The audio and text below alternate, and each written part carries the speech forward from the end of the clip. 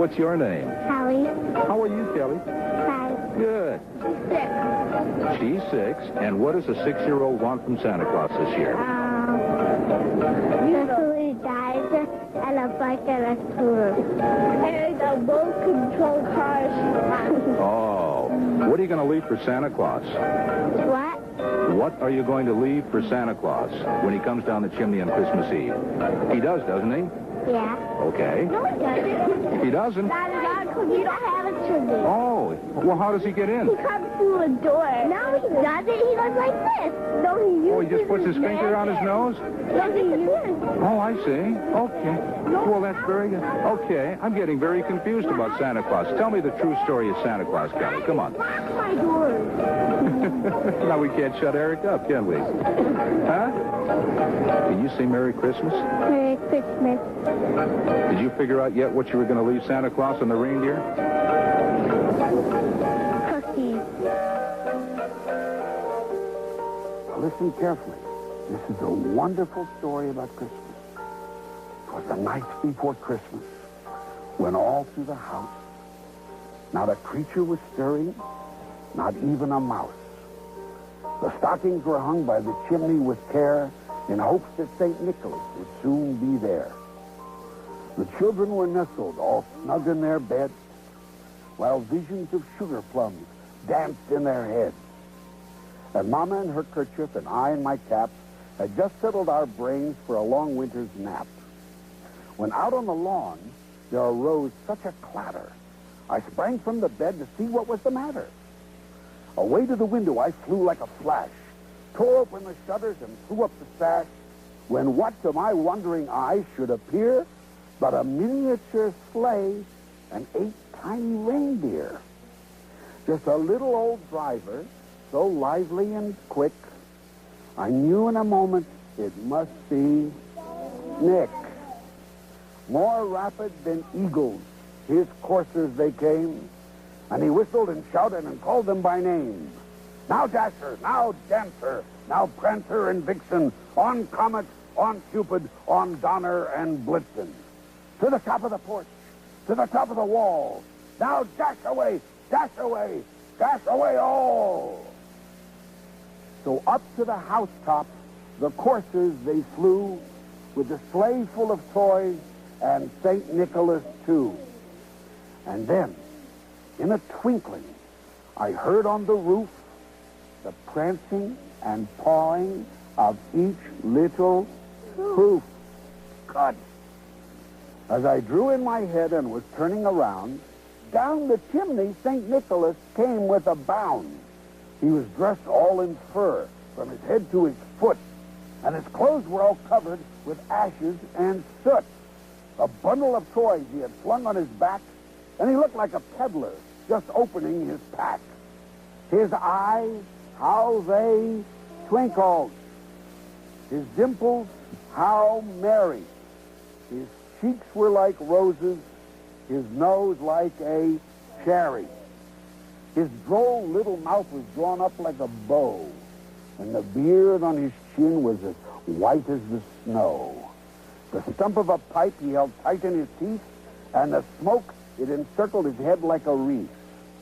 He had a broad face and a little round belly that shook when he laughed like a bowl full of jelly. He was chubby and plump, a right jolly old elf, and I laughed when I saw him in spite of myself. A wink of his eye and a twist of his head soon gave me to know I had nothing to dread. He spoke not a word, but went straight to his work and filled all the stockings, then turned with a jerk, and laying his finger aside of his nose, and giving a nod, up the chimney he rode. He sprang to his sleigh, to his team gave a whistle, and away they all flew like the down of a thistle. But I heard him exclaim, ere he drove out of sight, "Happy Christmas to all, and to all a good night."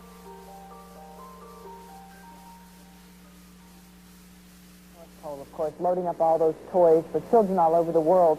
Well, his helpers are out spreading Christmas cheer. Now, good old St. Nick wouldn't let just anyone represent him. So there are courses across the country to help train these stand-in Santas.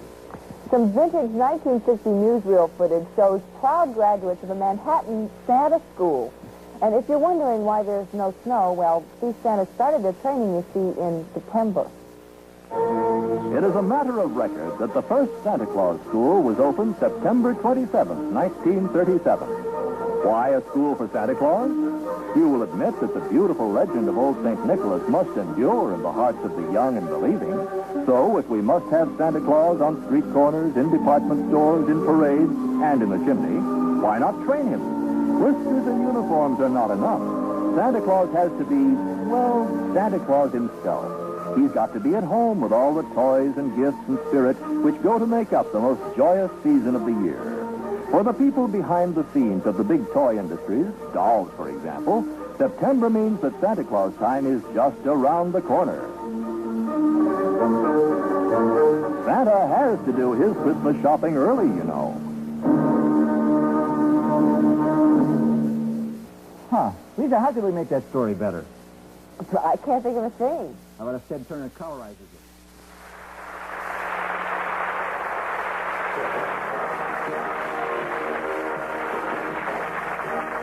On Christmas Day, Americans consume 6 million pounds of chocolate candy, 22 million turkeys, 41 million glasses of eggnog, and 27 million tablets. I wanted to be a dancer when I was 6 years old. So, for Christmas, my mom gave me a leotard, but it was too small. Little did I know I'd end up on Solid Gold wearing a smaller one. And I just want to wish that everybody gets what they want for Christmas this year.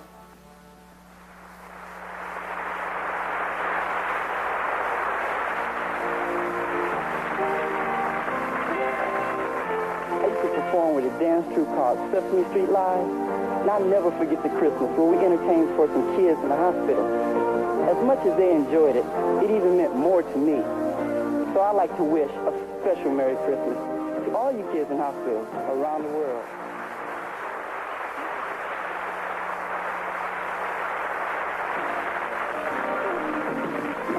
My best Christmas was when I was 14 years old. My boyfriend gave me a locket with his picture. Today, I've still got that locket, but there's a different guy's picture in it. Sorry, Robert. Merry Christmas and Happy Holidays.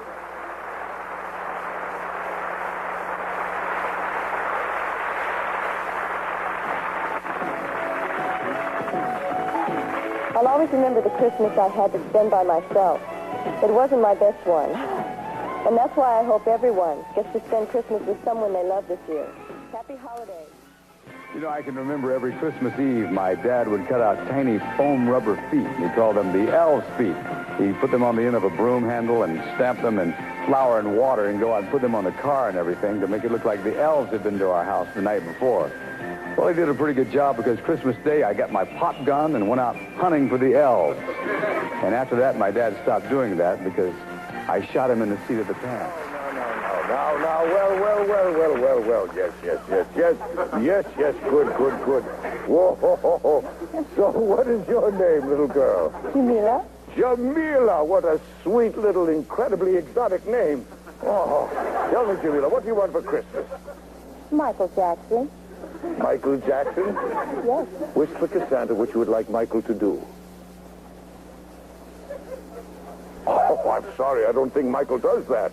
No, he's too busy trading clothes with Boy George. Well, I'll tell you what. I'm really a movie producer, and I can get Michael for you. Now, I'll be on your roof Christmas Eve. Mm-hmm. Just watch for an old fat one coming down the chimney. You toddle along now, very slowly, so Santa can enjoy himself.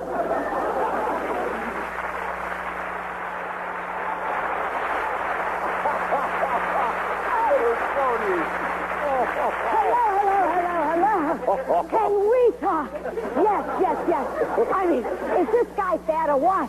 I mean, you must have had a great time on your honeymoon, right? You, your wife, and a forklift. Yes. Oh, Bob. I think think you're disgusting. I mean, I'd rather shack up with the Elephant Man. Yes, oh, grow up.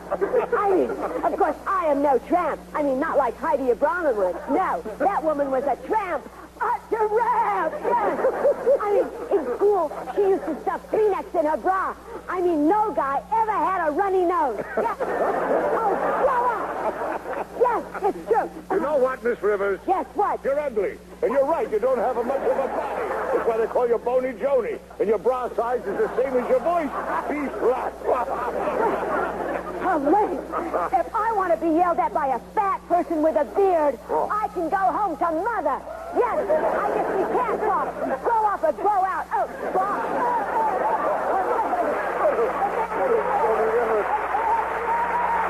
Joni Rivers. Look, Joni.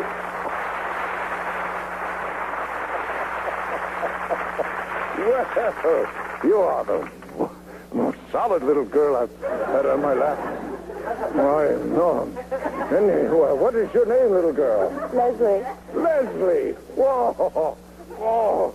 Well, Leslie, you tell Uncle Santy now what you want for Christmas, hmm? A husband, Santy. A husband, Santy, she says. Whoa, what a smart, bright little girl. Well, I'll tell you. You come over to Uncle Santy's igloo tonight. I'll make sure the elves are away. Except for Rudolph, he sticks his antlers in where they're not wanted. And we'll have a little dinner, a little wine, little peppermint candy stick. And I'll show you what a husband does.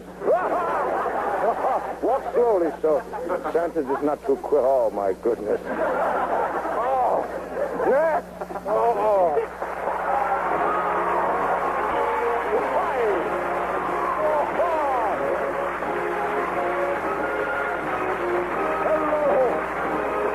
Mr. President. Hello there, Mr. Claus. Oh, Merry Christmas, Mr. President. You know, you've got to get rid of that red suit. I don't like that color. Oh, I know. Too radical for you. That's right, and get a haircut. Okay, I will, Mr. President. Yes. By the way, I've never seen you this close up. You're older than Santy. Yes, you do look like a turkey turned upside down. My goodness. Well, have you been a good little boy this year? Well, I was a very good little boy, Santa. You know, I was just like 3 of the 7 dwarfs. Happy, sleepy, and dopey. So self-deprecating. And right you are to be that way. Now, what would you like? Would you like a little doll that only talks when you pull the cord? No, I got that the day I married Nancy. You're funny about marrying that lemon. Okay, now, Mr. President, what do you really want this year for Christmas? Well, I would like to see an end to suffering, prosperity for all citizens, and most of all, I want peace on earth. Mr. President, you don't have to say all this. The election's over. It is? Yes. Well, in that case, beer and 3 broads to go. I always wanted that. I know what you know to do with the beer. What are you going to do with the broad?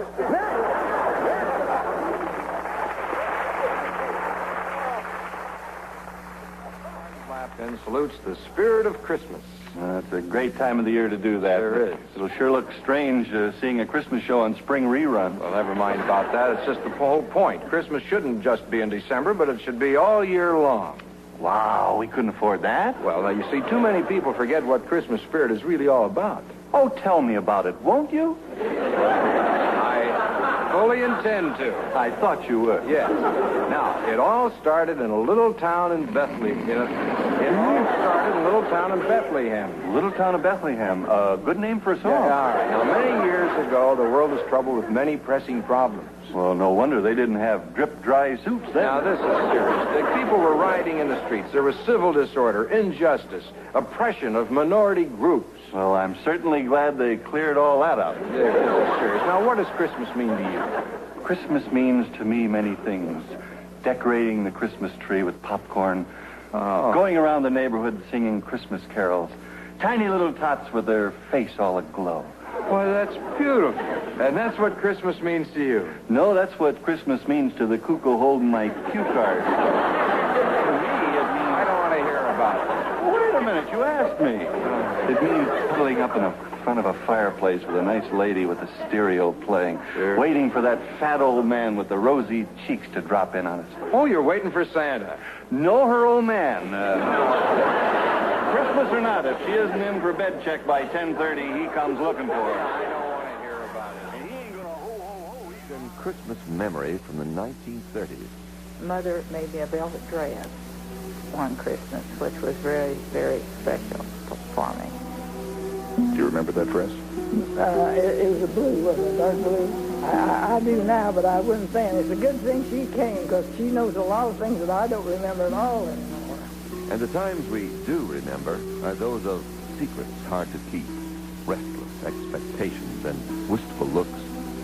As the Saturday Evening Post so aptly put it, Christmas is the joy of givers and the gladness of receivers.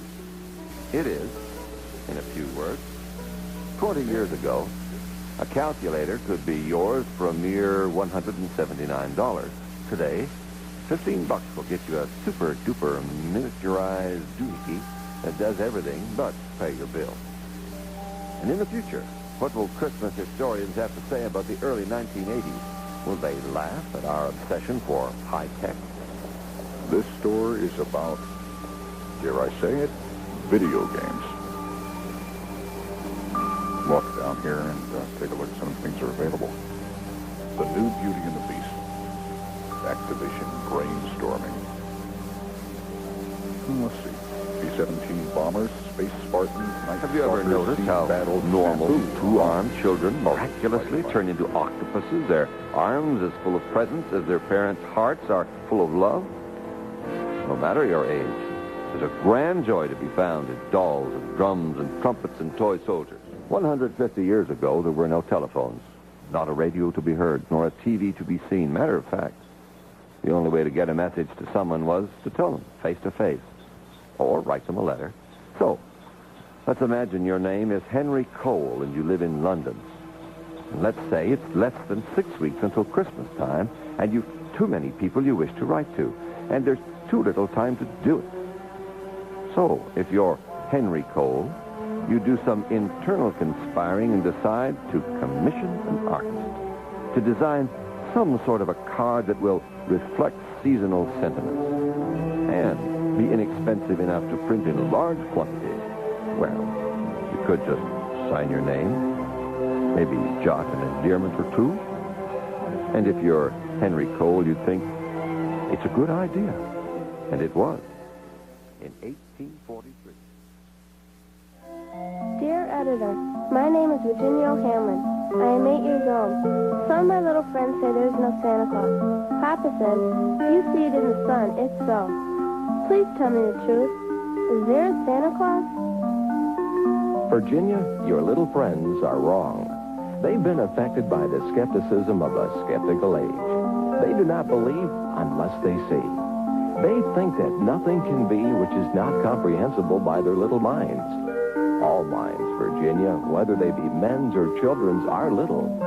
In this great universe of ours, man is a mere insect, an ant in his intellect, as compared with the boundless world about him, as measured by the intelligence capable of grasping the whole of truth and knowledge. Yes, Virginia, there is a Santa Claus. He exists as certainly as love and generosity and devotion exist. And you know that they abound and give to your life its highest beauty and joy. Alas, how dreary would the world be if there were no Santa Claus? It would be as dreary as if there were no Virginias. There would be no childlike faith then, no poetry, no romance to make tolerable this existence. We should have no enjoyment except in sense and sight. The eternal light with which childhood fills the world would be extinguished. Not believe in Santa Claus? You might get your papa to hire men to watch all the chimneys on Christmas Eve to catch Santa Claus, but even if they did not see Santa Claus coming down, what would that prove? Nobody sees Santa Claus. That is no sign that there is no Santa Claus. The most real things in the world are those that neither children nor men can see. Did you ever see fairies dancing on the lawn? Of course not. But that's no proof that they're not there. Nobody can conceive or imagine all the wonders that are unseen and unseeable in the world. You tear apart the baby's rattle and see what makes the noise inside. But there is a veil covering the unseen world which not the strongest man, nor even the united strength of all the strongest men that ever lived, could tear apart. Only faith, fancy, poetry, love, and romance can push aside that curtain and view and picture the supernal beauty and glory beyond. Is it all real? Ah, Virginia, in all this world, there is nothing else real and abiding. No Santa Claus? Thank God he lives and he lives forever. 1,000 years from now, Virginia, no, 10 times 10,000 years from now, he will continue to make glad the heart of childhood. Yes, Virginia, there is a Santa Claus.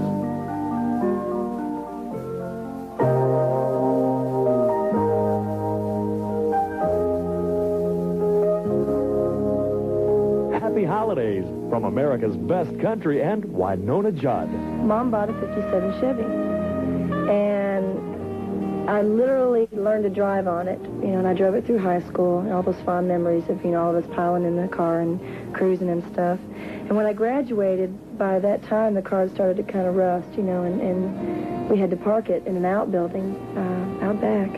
And it sat for about 2 or 3 years, just rusting away, And every now and then I'd go and start it, and it'd start right up, but it just was really not something that we had the money for to put into it and fix it up. So we parked it out at the office, and while I was on the road, I kept thinking, I'd really like to fix this car up. I'd really love to have the chance to, have my first car restored. And I went to our manager, and he said, you don't have the money, and it takes a long time to do it. So I let it go. And about 5 months into the tour, I went back out to the office, and it was gone.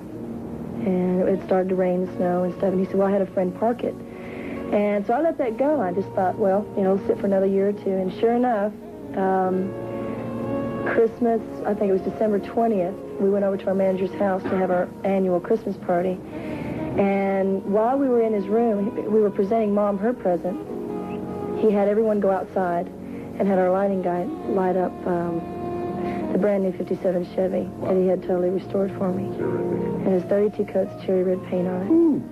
And it's absolutely priceless.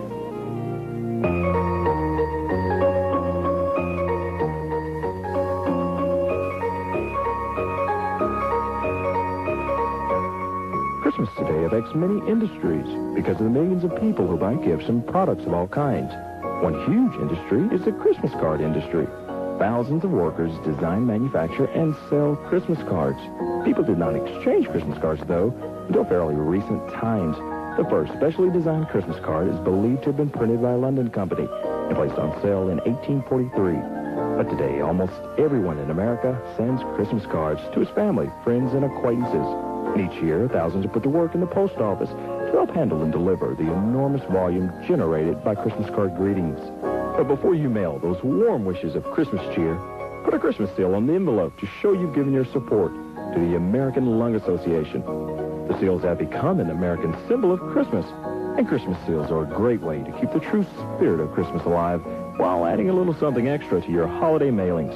So spice it up with a Christmas seal, and remember to mail early. Hi, what's your name? Sarah. Sarah, that's a pretty name. How old are you, Sarah? 5. 5 years old. Did you talk to Santa? Yeah. And what did you ask Santa for? Barbies. Barbies? What kind of Barbies? Barbie ice cream shop and Barbie apartment. Barbie house. Lots of Barbie stuff. Did you ask Santa for anything else? What? Yeah. Well, I forgot to tell him one thing. What? Cabbage patch kids and perfume pretty Barbie. That's 2 things. I know. Have you been a good girl this year? Do you think Santa can handle all that stuff? Yes. Okay. Well, you look like a pretty good girl. Are you going to do anything special for Santa when he visits your house on Christmas night? What? Cookies. You leave cookies for Santa? I bet he'll enjoy that a lot. I'm going to leave Oreo cookies. Oreo. And milk. Are those Santa's favorites? Yeah. We always leave cookies for him. Okay. Can you say Merry Christmas? Merry Christmas to all. If the Pilgrims had their way, we'd have no Christmas here in America.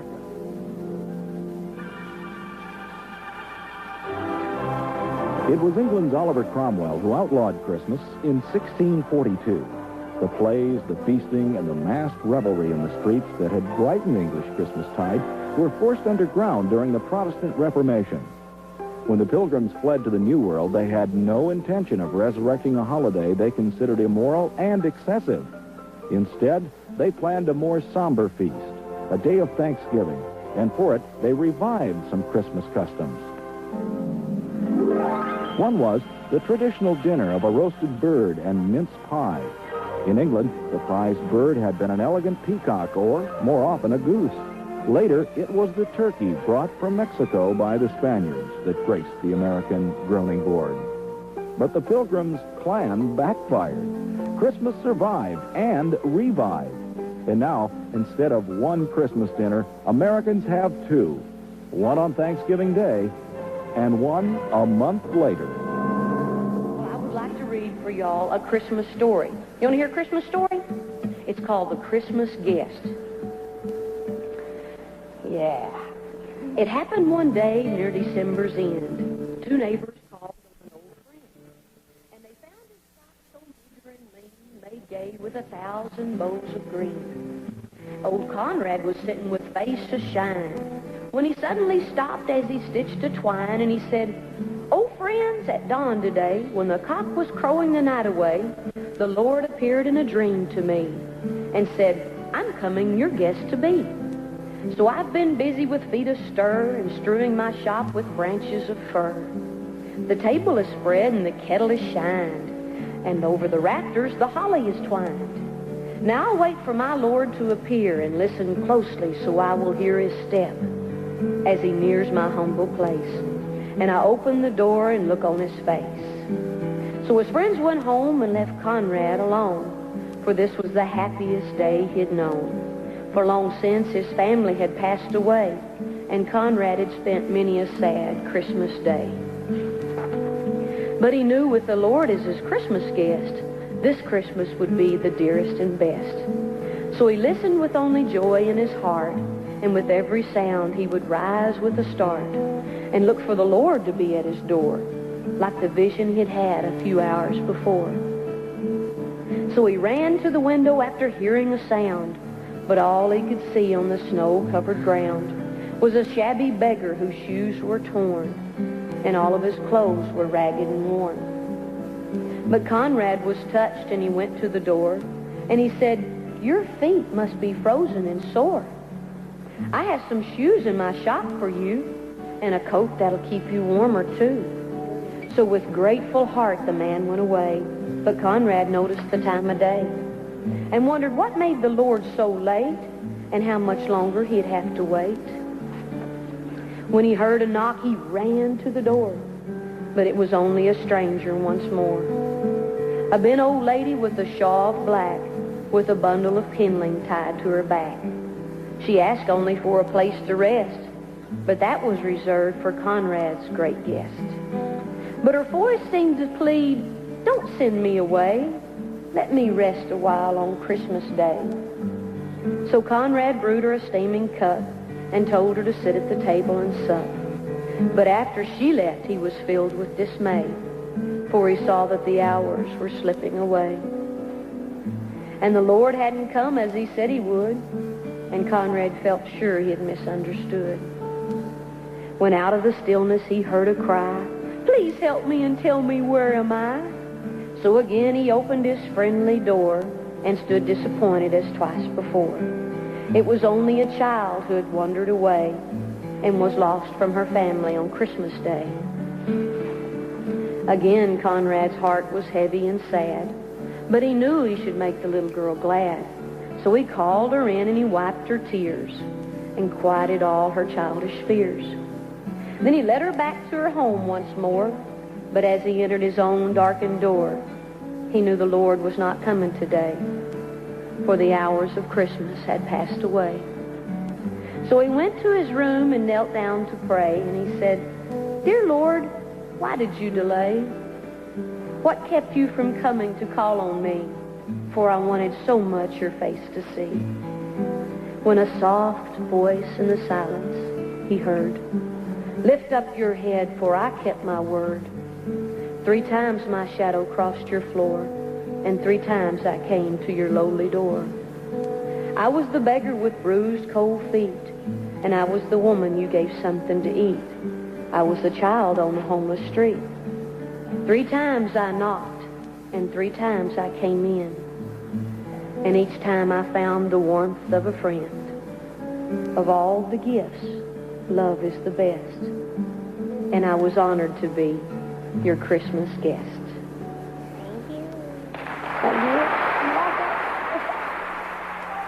While GE lights come in many sizes, shapes, and colors, none shine quite so brightly as those that light your holidays. The holiday lights from GE.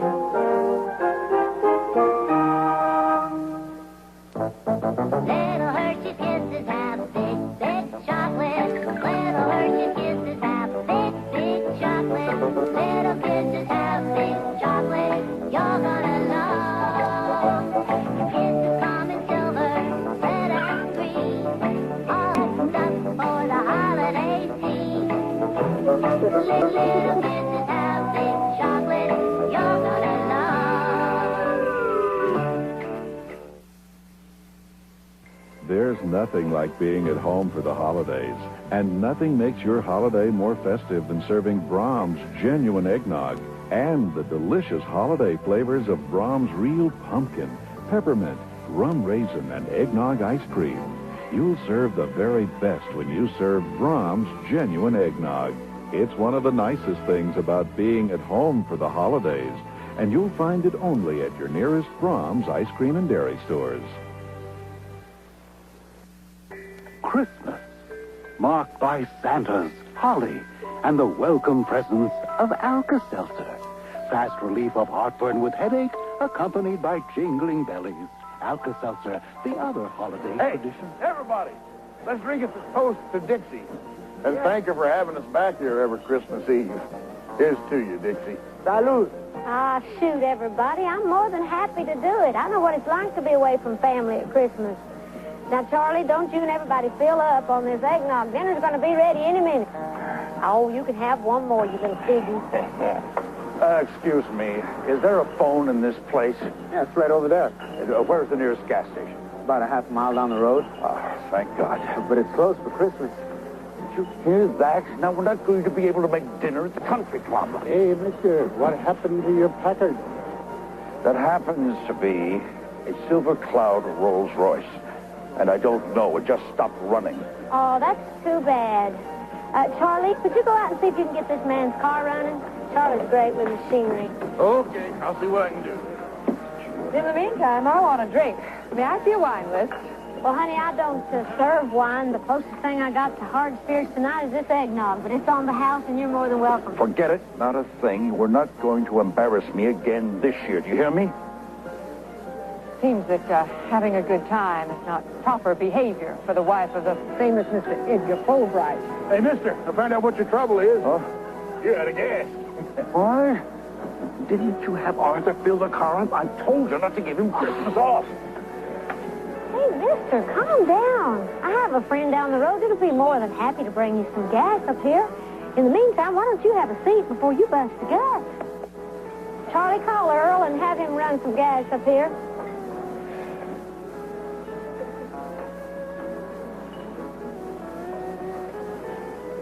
Dixie, is it?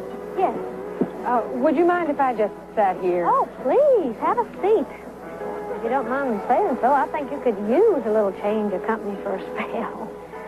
He is a hard man to love sometimes. In our early years, he was just make money. And I always thought that when he became successful, he'd be happy. But he just, I don't know. Oh, now don't you feel bad. Money don't have a thing to do with happiness, I know. My ex and I were just as unhappy as we were broke. What's wrong with a marriage is not in the pocketbook. It's what's in the heart. It's sad. We only have each other. No children. No family except for his brother. And they haven't spoken in 20 years. They had a fight over their father's will. You know how that kind of thing goes. Nothing like a funeral to show people up for what they are. Do you know that I have honestly seen brothers and sisters get in fist fights over who gets what? So you don't have to tell me. But you know, I really think people forget how important family really is. Excuse me, but did I hear somebody say your name was Fulbright? Yes. What is it? By any chance, you would be Harold Fulbright's boy, would you? That was my father, yes. Why? Well, I'll be it is you. I bet you're little eggs, aren't you?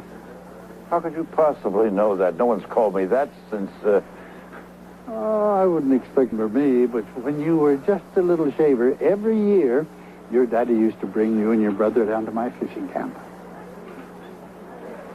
Are you Mr. Pruitt? That's right, son.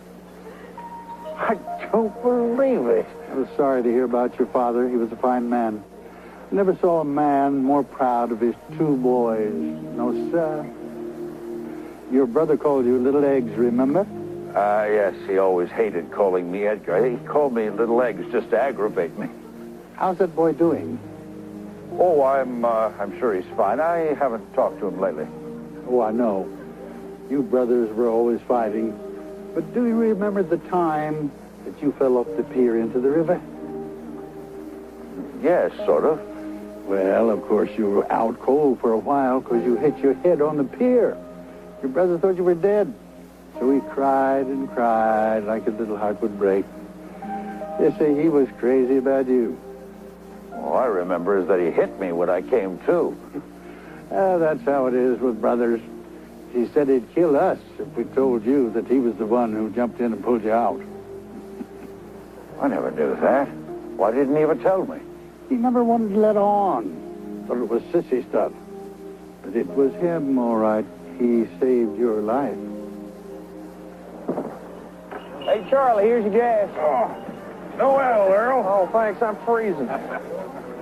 Bye, Dixie. Hello, world. How much owe you for the gas? Oh, not a thing, Dixie. Look, I brought you something. Merry Christmas. Oh, well, how thoughtful. Why don't you stay and stuff some turkey with us? Thank you. Thank you. Okay.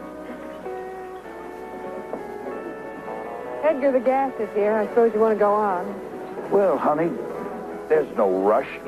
Would you mind not having dinner at the country club? I'm going to call my brother. Yeah, why don't you just sit here with Mr. Pruitt? He's an old friend. He'll tell you about my dad and my brother. Oh, honey, you know, family is a very important thing. Yes, I knew your husband and his brother when they were little boys. I'll put your gas in, miss.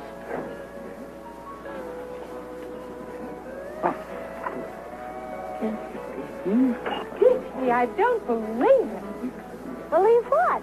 My husband is acting like a changed man. He's gone to telephone his brother after 20 years. That's great. That's as good a reason as I can think of to start celebrating. Come on, everybody. Let's open up the gift. All right. I know one with my name on it there. Where'd it go? Come on, let me over here and pass these suckers out. Oh, there you are. Here you go.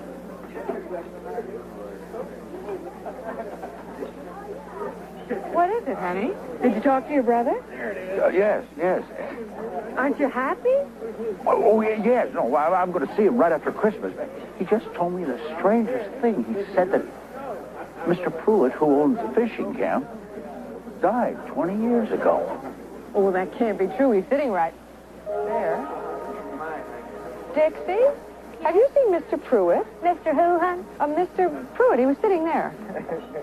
Well, I guess I didn't see him, Mr. Pruitt. Anybody here know Mr. Pruitt? I don't know. Well, you must have seen him. Charlie, he was a big man like you. I was talking to him. Carlos, you must have seen him. There was nobody out there, mister. But he was sitting right there. Well, I'm sorry, Mr. Fulbright. We pretty much know everybody around these parts. I didn't see who you're talking about. Dixie, we've had a wonderful time. I think we better be heading on home. We've got a lot to talk about. Oh, don't go yet. We got gifts for everybody. We had several extra ones. Thanks, Dixie, but I think we've already received our gift. Oh, Dixie, Merry Christmas. Merry Christmas Merry to you. Christmas, Merry Dixie. Christmas, everybody. Put your coat on. It's snowing out there. Oh, you did. Go ahead, open it up. See what it is.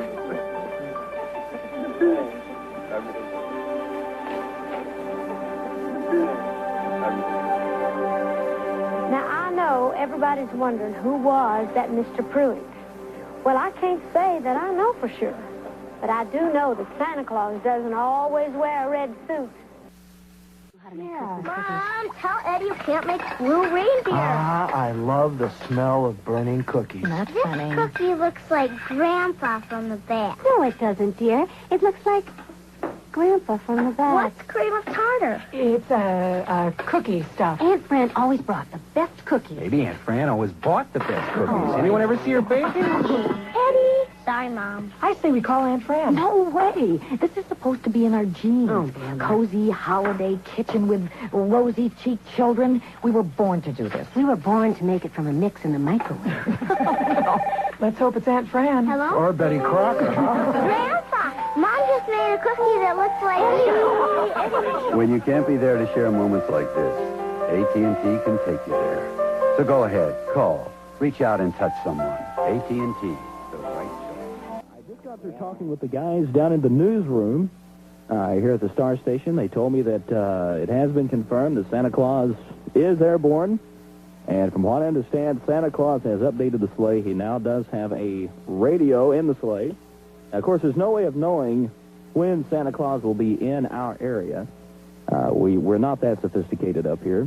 But if Santa Claus is listening right now, we want to remind you to be sure and drive your sleigh very carefully. And, of course, wish Santa Claus a Merry Christmas as well.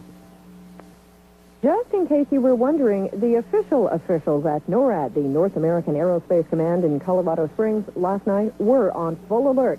They were tracking an unusual object in the sky that appeared out of the North Pole. Radar sites in the far north have picked up a contact in the vicinity of the North Pole. The report states that an aerial object has been detected and is now being tracked.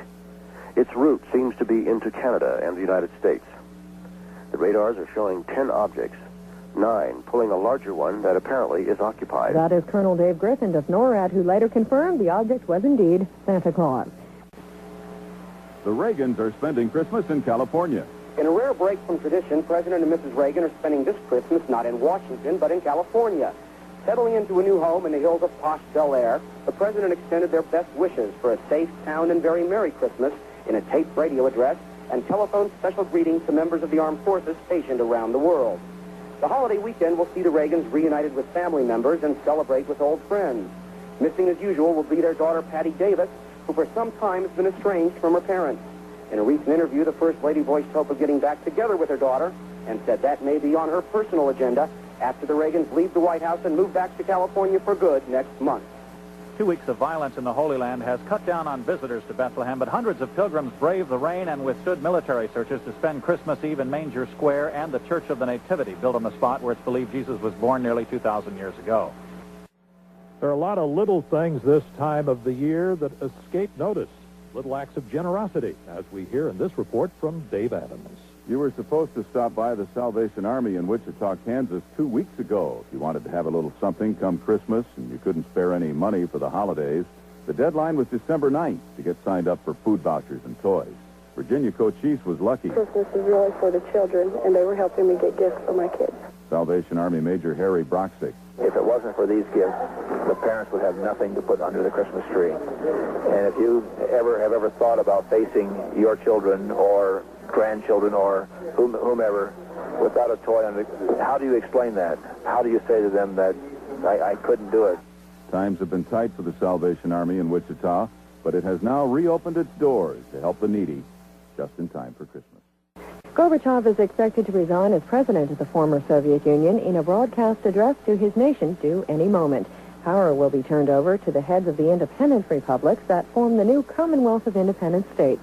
Vitaly Churkin, a former Soviet foreign minister, predicts Gorbachev will retain a prominent place in the history books. I think that his position is quite assured as a great statesman, and I think history will understand and everybody will realize that he really did a lot of hard work. President Bush is cutting short his holiday vacation at Camp David to return to the White House and speak to Americans this evening, 9 p.m. Eastern Time. President Bush will reassure Americans of their safety as the power controlling nuclear arms is turned over to Russian Federation President Boris Yeltsin.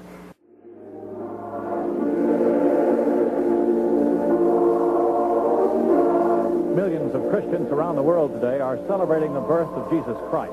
Christmas dawned first in the Pacific today, where Australians and New Zealanders took advantage of the summer warmth to flock to beaches or enjoy backyard barbecues. In China, tens of thousands of believers jammed the recently reopened churches in Beijing to sing Silent Night in Chinese, of course, which you hear in the background. Chinese renditions of Silent Night and other familiar strains are filling Beijing churches as China's 7 million Protestants and Catholics celebrate Christmas and a slow revival of religion in the officially atheist communist nation. Thousands of worshipers jammed brightly decorated churches Christmas Eve, offering prayers and songs banned during the Cultural Revolution in the 1960s and 70s. Since 1980, the government has begun to ease restrictions on worship, but Chinese churches are still tightly controlled. And for most of China's 1 billion people, among whom the widest followed religion is Buddhism, Christmas is just another workday. What's in a name? A rose by any other name might be called Christmas. Some of the people listed in the New York phone book have inherited a little of the Christmas spirit. There's Everett Christmas and his aunt, Mary Christmas. My father's sister's name was Mary Janet Christmas. But she got married, and their name was Mary Janet White. Mr. Christmas says there's also an Orange Christmas and an Easter Christmas in the family tree. The phone book also lists a couple of Jack Frosts, a Victoria Snowman, and a Mrs. Rudolph. But will she help lead Santa's sleigh? Oh, and don't forget Mr. Phil Scrooge. He was unavailable for comment. Allison Slater, New York. Pope John Paul II celebrated Christmas Eve Mass in St. Peter's Basilica. Pope John Paul II has opened Christmas celebrations at the Vatican with a midnight Mass in St. Peter's Basilica, the largest church in Christendom. I bring you good news of a great joy, the Pope said. But his homily also appeared to reflect fears that the crash of a Pan-American jetliner in Scotland Wednesday, claiming 258 lives, was caused by terrorists. The Pope said evil persists in human history and is becoming deeper and more widespread. John Paul will celebrate Mass again on Christmas morning and then deliver his Urbi et Orbi message to Rome and the world, speaking Christmas greetings in more than 50 languages. Some people are waking up to a white Christmas this morning. Snow's been falling across quite a bit of the western U.S., in particular the higher elevations, which have been receiving heavy snow. Other parts of the country which had snow cover going into Christmas morning were primarily from the northern high plains through upper Michigan and then across northern New England. It looks like for today it'll be just generally snow showers extending across the upper Great Lakes area in northern New England. Amounts generally light across that area, with the snow most likely across northern Maine and eastern upper Michigan. President Clinton sat down to a traditional Christmas dinner and spent the holiday at the White House with his family. It was a quiet Saturday morning and afternoon at the White House as the president continued to enjoy his first Christmas as chief executive of the United States. The president picked up the phone and talked with American servicemen and women around the world. President Clinton, how are you? Fine. Merry Christmas. Merry Christmas to you. You've got your husband and your children over there, don't you? Yes, I do. Your husband's also in the Coast Guard. Yes, he is. Well, I wanted to call and tell you how much I appreciate your service and his, and I know you're, even in Hawaii, you're some ways away from home. What better way to wrap up a Christmas celebration than with a snowball fight? Well, that's the way the Clintons finished a private holiday. The first family enjoyed a Christmas meal together. Then they all went out to see the Will Rogers Follies at the Kennedy Center. Later, upon arriving back home at the White House, Secret Service agents looked on rather nervously as the president joined his brother Roger and several others in flinging snowballs with each other, and also over the top of the south portico of the White House. Now, this bit of playfulness is the sort of thing syndicated columnist Art Buchwald thrives on. He told CNN7's Novak he enjoyed this first year of the Clinton administration. I don't care if it's Republican or Democrat. The people that go in the White House, they change. They become different. And therefore, it's great stuff for me.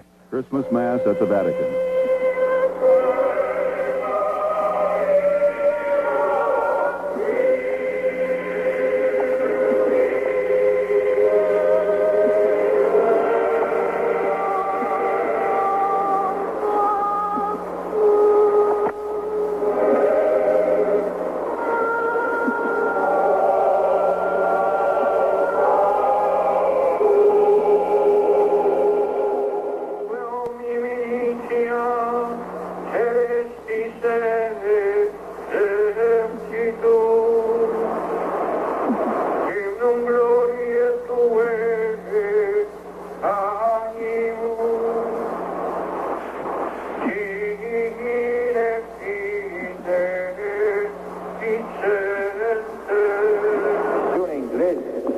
Happy Christmas. May the peace of Jesus Christ, the Savior of the world, be ever with you. Pope John Paul II celebrated a joyous Christmas morning Mass in St. Peter's Basilica, the largest church in Christendom. Then he delivered his Christmas blessing to an estimated 1.5 billion people, half the population of the world, in a message telecast by satellite from the main balcony of the 4 centuries-old church to 47 nations. The pontiff said it is more important than ever in this age of modern technology for men and women to shed the heavy dullness of their egotism and look to Christ for salvation. Christmas Mass at the Vatican. Well, a half-century ago, Germany seemed a place so dark no light could pierce it, led by a man some would call the Antichrist. It was into that Germany, at Christmas time, that a young British Army chaplain named David Reed would be taken and held prisoner of war in squalid camps for 5 Christmases. Dr. David Reed survived World War II, an author, a theological scholar, and among the most resonant voices in Christianity. He is pastor emeritus of the Madison Avenue Presbyterian Church in New York. His message this Christmas? We have a God who cares sufficiently to enter into our human life. And through Jesus Christ, he comes and is born like any other baby, and then goes through his everything that you or I could ever suffer, and comes out triumphant. So it's a happy celebration, obviously, but it can't just be let's all be cozy together because God in his heaven knows right with the world. We know always not right with the world, and it wasn't right with the world into which Jesus came. So the basic message to me is that we have a God who cares as much as that, and therefore cares for us. I'm going to take you back to 1940. You were a prisoner of war in a German prison camp for 5 years. That's right, yeah. Various camps. They were all under German auspices. There was a camp once where a lot of wounded men were there, and we had enough with better conditions than we'd had before. But I was the interpreter for the camp, and our commandant turned out to be not like one of these frightful Nazi commandants that you see so often in movies. He was a very decent bloke and did his best for us. And so the wounded men came to me and said, look, would you take old so-and-so, I forget the name they had for him, they'd taken this Christmas card, and they'd done a great big card. And there he was. He was a German officer and a very strict one in many ways. But he was engaged there in lighting the last candle on an Advent wreath. So we looked at each other. We'd had a few talks about religion. And I handed him the card. And there in his Hauptmann uniform he stood. Suddenly the tears began to come down. And then the sound of Christmas bells came from the nearby city. And we looked at each other. And you know, non-fraternization is the rule. You don't shake hands with an enemy. But we looked at each other and shook hands. And I'll never forget that moment. But it seemed to be the message of Christmas was there live, spite of the fact that I was engaged in trying to organize an escape, which was quite satisfactory in the end, and there was this poor man who would probably be sent to jail because he let us escape. And he knew that I was involved in things, and I knew that he knew a certain amount, but not too much. We forgot all about that. You know, that was Christmas, and we both believed. What does peace on earth mean? Peace means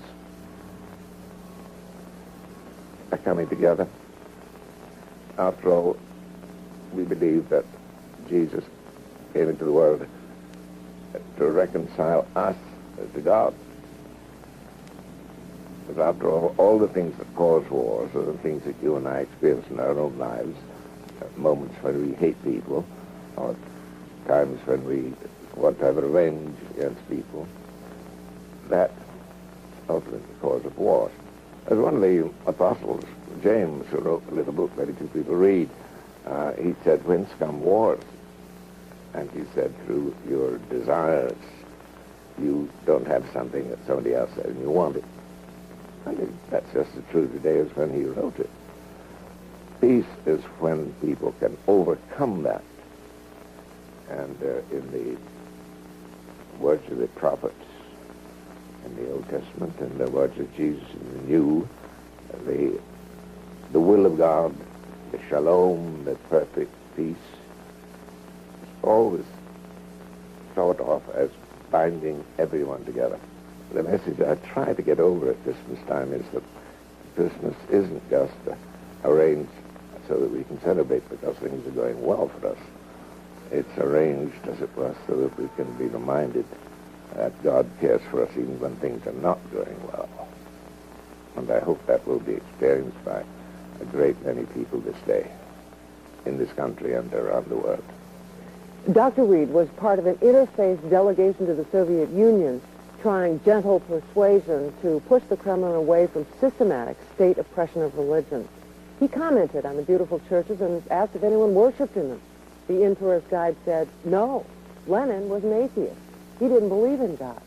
And Dr. Reed said, he does now. But even a year ago, officials in charge of religious affairs assured him that nothing would change. And then the patriarch of the Russian Orthodox Church held services in St. Basil's Cathedral, the first since 1917. This Christmas, in a country that officially proclaimed God dead, the beautiful basilicas are no longer mausoleums, but living communities of the faith.